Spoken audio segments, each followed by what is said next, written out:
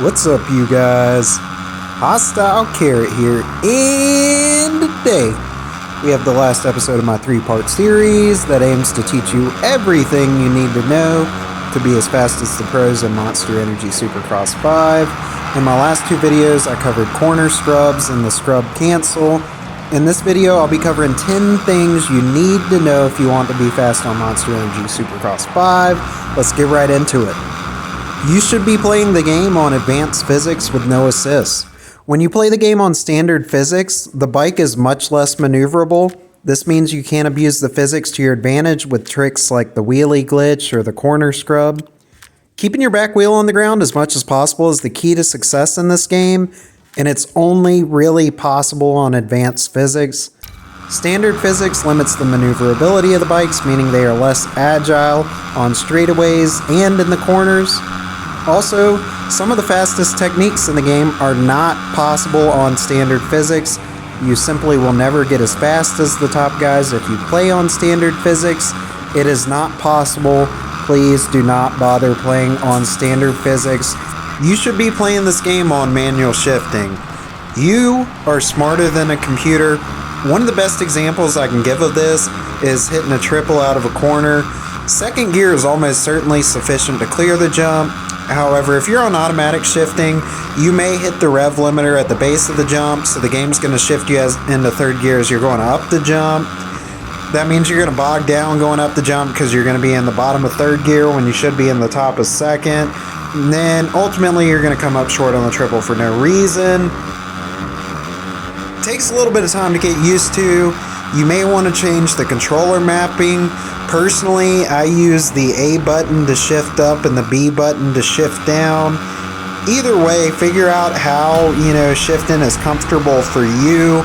And I promise you, manual shifting is faster. It is also absolutely necessary for a couple of the tips below. You should be using the engine to slow down more often than the brakes. Engine braking is another reason you should be playing the game in manual shifting. The concept of engine braking is pretty simple. If you're going super fast and suddenly shift down to first or second gear, the change in gears alone causes the bike to slow down without braking. Your bike in first gear maxes out around 15-20 miles an hour. Bike in second gear without applying throttle is automatically going to be slowed down to 20-25 miles an hour. So use the gear to slow down, not the brake. Why? Because if you use the brakes, you're going to slide into the corner. If you use engine braking, you're not going to slide as much. I don't know exactly why, but frankly, this is what riders are doing in real life as well. Huge pro tip here as well. If you're hitting a jump and you're landing in a corner, you're going to turn a significant amount easier if you just shift down to first gear when you land, instead of trying to use the brakes, because again, if you use the brakes, you're going to slide. If you land in a corner in first gear, just spin right around. Go watch the corner scrub how-to video. On to the next one. You got to hit the whoops in fifth gear on this game. This only works if you're on advanced physics, and only works if you have manual shifting, which is another reason you should be using both. Always try to enter a whoop section as fast as you possibly can, and as soon as you hit the first whoop, quickly shift all the way up to fifth gear and hold both sticks down so you skim across the top of each whoop on your back wheel. For shorter whoop sections, fourth gear may do the trick. Experiment with it a little bit and you'll find yourself blowing by the competition through the whoops in no time.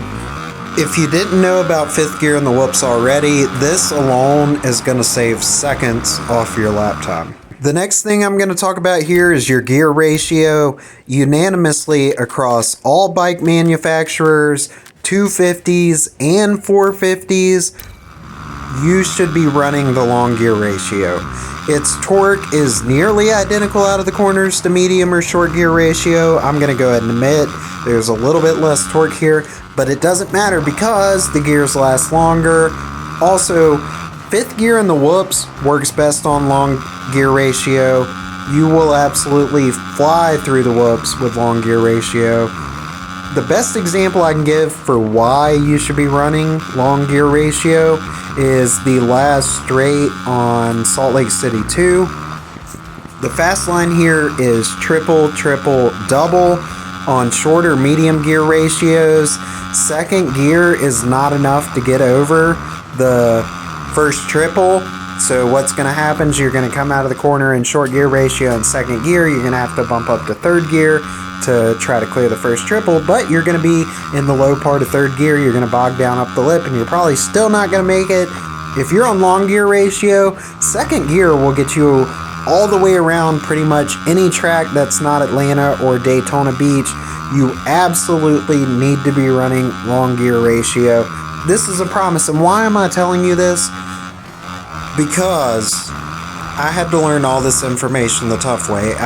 Frankly, I had foot surgery 2 years ago. I couldn't walk. I was living on the top floor of my apartment. I couldn't get out of the building. I had Monster Energy Supercross 3, and I played the game for hours and hours and hours because I couldn't move, I couldn't walk, I couldn't leave. I was on the top floor. If I made it back to my apartment, to be sure I was not leaving.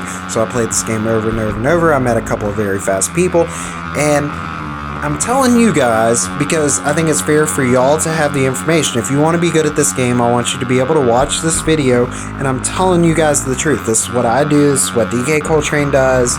If you want to be fast, take this information to heart and practice. None of these tips are going to come automatic, but I promise you, if you follow my advice, give it a couple of weeks.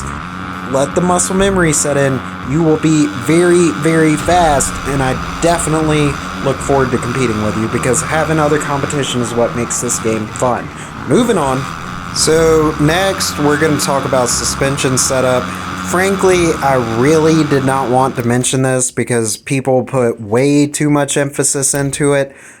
To me, and I think to a lot of other people, bike setups don't matter that much. I'd say this game is like 95% skill, 5% bike setup, if even that.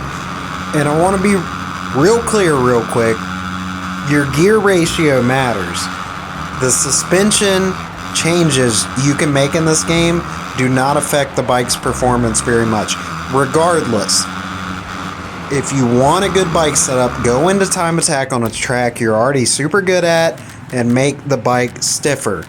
I primarily race on the Honda. I have all of the suspension set 3 ticks to the right from stock. So 3 ticks to the right from middle. Why? It makes the bike stiffer. It corners better with the corner scrub for me.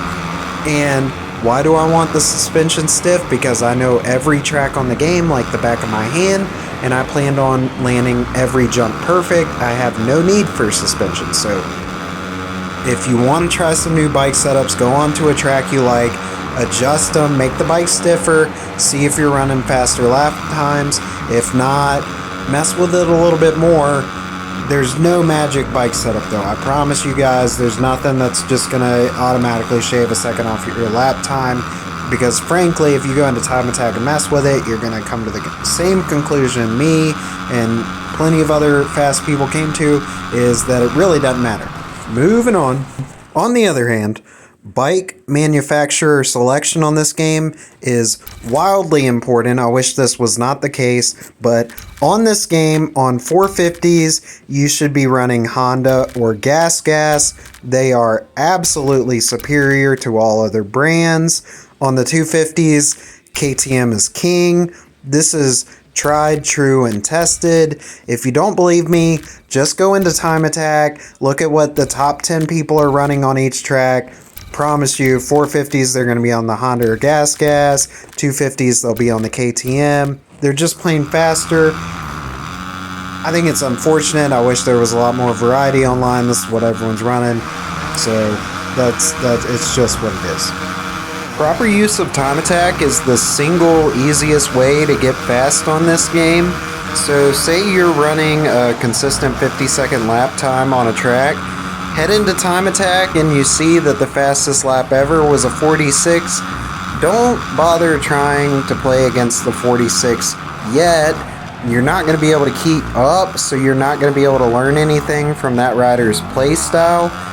If you're running a 50-second lap time, head to time attack, follow someone who ran a 49, try to keep up with them, note what they did different from you to shave that 1 second differential. Once you can keep up with them, pick someone who's running a 48, catch up to them, pick someone who's running a 47, catch up to them, and then once you got the 47s down, try your luck against the fastest lap time being that 46. Don't be shy. Try to make friends with people who are faster than you. If you see someone consistently running heaters in public lobbies, send them a message or a party invite and see if they're down to play. In my experience, a lot of the fast guys are pretty nice. They just want other people to play with. They'd probably be happy to run laps with you and give you some pointers. Definitely feel free to add me as well. Hostile Carrot on Xbox. Always, if I'm on, down to play for sure. And lastly, you gotta practice, man. I'm talking about not the game that we go out there and put our life on the lines for. I'm talking about practice. If you're getting bummed out because you're getting lapped by some guys in public lobbies, try to remember they've probably been playing this series since its inception.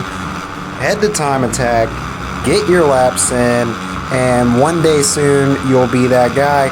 Also, try not to crash when you're racing. Every time you crash, you're wasting like 2 to 5 seconds. Don't crash. Practice, you can crash in practice, but not the game, because we're talking about practice and not the game. But if you're in the game, don't crash.